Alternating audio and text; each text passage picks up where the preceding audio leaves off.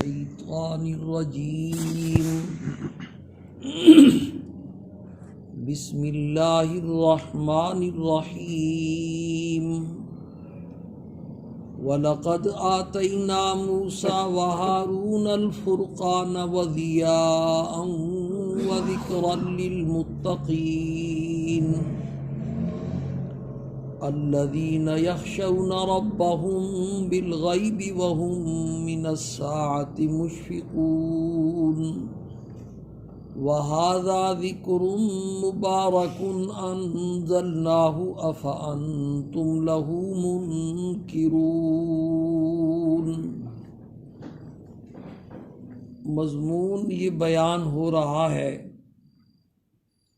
کہ تورات اور قرآن کریم کی 3 صفات اس آیت میں اللہ پاک نے بیان فرمائی ہیں۔ اصل تو تورات کی یہ صفات ہیں اور یہ تینوں صفات قرآن پاک کی بھی ہیں۔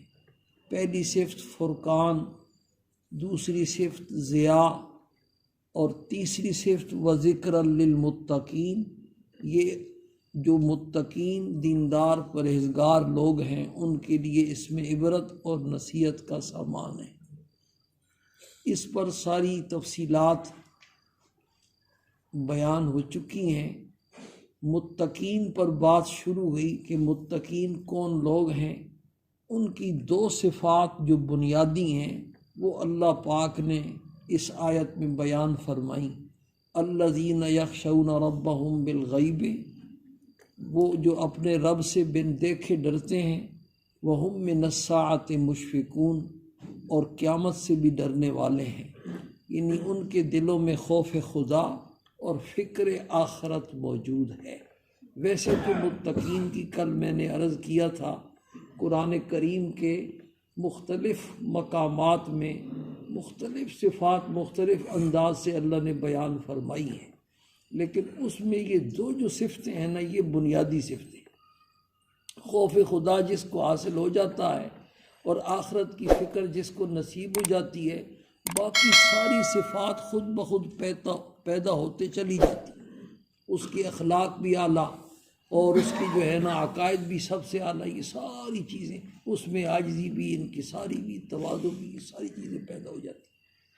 کل خوف خدا پر تمہیدی بات بیان ہوئی تھی، مختلف باتیں آپ نے اس پر سنی۔ وہ ساری تمہیدی باتیں تھیں کہ پوری جو دینداری تقوی اور پرہیزگاری ہے نا، اس کی جو جڑ اور بنیاد ہے نا، وہ خوف خدا ہے۔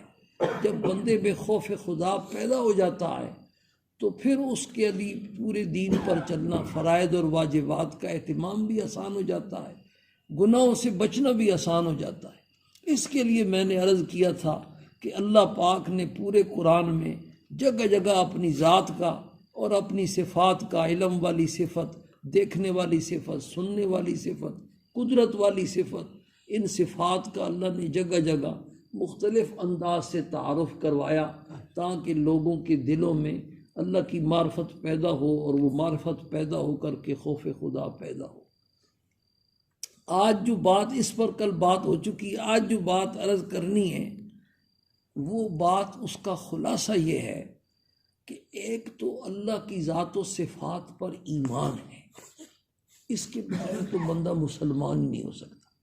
اس کو یقین کرنا پڑے گا کہ اللہ کی ذات موجود ہے اور اکیلی ہے، اور اللہ پاک کی ذات جو ہے نا وہ ایسے علم والی ذات ہے کہ اللہ کے علم جیسا کسی کا علم نہیں، اللہ کے دیکھنے جیسا کسی کا دیکھنا نہیں، اللہ کے سننے جیسا کسی کا سننا نہیں، اللہ پاک کی قدرت جیسی کائنات میں کسی کی اور قدرت اور طاقت نہیں۔ اللہ، یہ ساری صفات ماننی پڑے گی، کھانے پینے سے، ان ساری چیزوں سے، نقائص سے، عیوب سے، یہ پاک۔ یہ تو ایمان کا درجہ ہے، اس کے بغیر تو بندہ مسلمان نہیں ہو سکتا۔ لیکن خوف خدا وہ صرف ایمان سے پیدا نہیں ہوتا، اس میں تھوڑی سی ترقی کر کے اس کو اس حد تک پہنچانا مطلوب ہے کہ یہ ہمارے دل اور دماغ پر ہر وقت چھایا ہوا ہو۔ یہ استحضار اور مقام احسان جس کو کہتے ہیں، اب ہمیں جو ایمان والا درجہ حاصل ہے نا، میں گاڑی پہ آ رہا تھا تو میرے سامنے سے ایک ٹرک گزر رہا تھا، اس ٹرک کے پیچھے بعض مرتبہ ٹرکوں کے پیچھے ہوتے وہ جٹ ان پڑھ ہیں لیکن بڑے عجیب جملے لکھے ہوتے ہیں، وہ سارے سنانے کے تو ہے نہیں، کئی دفعہ سنائے بھی ہیں آپ کو اپنے موقع محال کے مطابق۔ ابھی جو سنانا ہے وہ لکھا ہوا تھا کہ یہ ایمان آپ کو گھر سے مسجد تک نہیں لا سکتا تو یہ ایمان آپ کو قبر سے جنت تک کہاں پہنچائے گا۔ اس ایمان کی فکر کرو۔ یہ جو ایمان کا آپ کے پاس درجہ ہے نا، وہ اتنا کمزور درجہ ہے کہ یہ آپ کو بستر سے اٹھا کر کے اور گھر سے اٹھا کر کے مسجد تک پہنچا نہیں سکتا۔ آپ گھر میں پڑے رہتے ہیں، اذان سنتے ہیں، تو آپ اسی پر بھروسہ کر کے بیٹھے ہوئے ہیں کہ یہ ایمان مجھے قبر سے اٹھائے گا اور سیدھا جنت کے اندر پہنچا کے چھوڑے گا۔ بھائی اس ایمان کی کیا کرو، فکر کرو۔ تو ہمیں جو ایمان والا درجہ حاصل ہے الحمدللہ، اس پر بھی اللہ کا لاکھ لاکھ شکر ہے کہ ہم مسلمانوں کے گھر میں پیدا ہو گئے ہیں اور یہ درجہ بھی ایمان کا ہمیں حاصل ہے۔ اس درجے سے بھی کافر بیچارے کیا ہیں، محروم ہیں، لیکن اس پر بھروسہ کر کے بیٹھے رہنا یہ مناسب نہیں ہے۔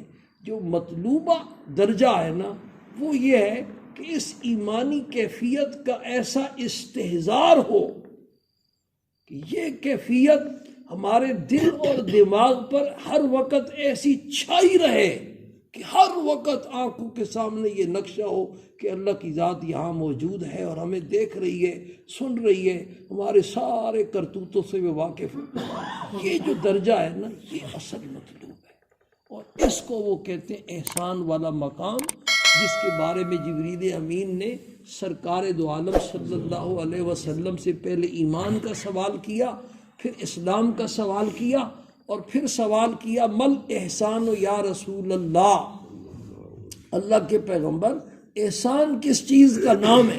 تو آپ نے اس کے جواب میں ارشاد فرمایا ان تعبد اللہ کأنک تراہ، بھئی احسان اس چیز کا نام ہے کہ تو اللہ پاک کی عبادت ایسے کرے گویا کہ تو اللہ کو دیکھ رہا ہے۔ فَإِن لَمْ تَكُنْ تَرَاهُ فَإِنَّهُ يَرَاكَ، اگر تو اللہ کو نہیں دیکھ سکتا تو پھر کم از کم یہ تو ہونا کہ اللہ مجھے کیا کر رہے، دیکھ رہے۔ یہ مقام احسان ہے اور اس کو اثر حاصل کرنا ہے۔ یہ جب کسی کو حاصل ہو جاتا ہے تو پھر اس کے لیے سارے کام آسان ہو جاتے ہیں، اور یہ ویسے کوئی مبالغے والی بات نہیں۔ صحابہ کرام رضوان اللہ آپ کی صحبت میں اللہ نے ایسی برکت رکھی تھی کہ جس سے ایک منٹ بھی آپ کی صحبت نصیب ہو گئی اس کو آنن فانن یہ احسان والا مقام حاصل ہو جاتا تھا۔ ایسا مقام کہ قیامت تک آنے والے سارے اولیاء غوث کتب ابدال مل کر کے اس کی گرد پاک کو بھی نہیں پہنچ سکتے۔ یہ مقام صحابہ کرام کی یہ کیفیت تھی۔ قرآن پاک کی سورہ ہود کی پہلے رکوع کی ایک آیت ہے، 11واں پارہ اس آیت پہ ختم ہو رہا ہے، اس کا شان نزول یہ لکھا ہے کہ بعض صحابہ کرام کی یہ کیفیت تھی کہ ان کے لیے بیت الخلاء میں جانا مشکل ہو جاتا، سطر کھولنا مشکل ہو جاتا کہ اللہ دیکھ رہا ہے ہمیں۔ جب سطر کھولتے تو یوں جھک جاتے، اپنے سینوں کو رانوں کے ساتھ گھٹنوں کے ساتھ ملا دیتے کہ کہیں اللہ پاک ہمارا سطر نہ دیکھ لے۔ اس پر پھر اللہ پاک کو تسلی دینی پڑی، آیت اتری الا انہم یسنون صدورہم لیستخفوا منہ، خبردار آگاہ رہو یہ اپنے سینوں کو دورہ کرتے ہیں لیستخفوا منہ، تاکہ اللہ سے چھپ جائے۔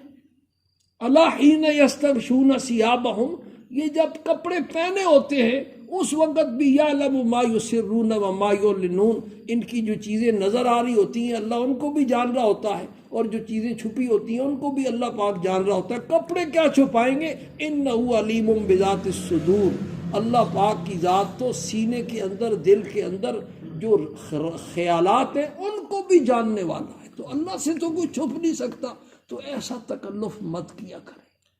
تو یہ مقام احسان صحابہ کرام کو کیا تھا، حاصل تھا، اور اللہ والوں کو حاصل ہوتا۔ حضرت مجدد الفسانی رحمہ اللہ کے بارے میں کتابوں میں لکھا ہوا ہے باقاعدہ کہ وہ فرماتے تھے، حدیث شریف کا مضمون ہے کہ جب بندہ نماز پڑھتا ہے اور کہتا ہے الحمدللہ رب العالمین، تو اللہ پاک عرش معلی کی بلندیوں سے جواب دیتے ہیں حمدنی عبدی، میرے بندے نے میری تعریف بیان کی۔ جب بندہ کہتا ہے الرحمن الرحیم تو اللہ پاک عرش معلی کی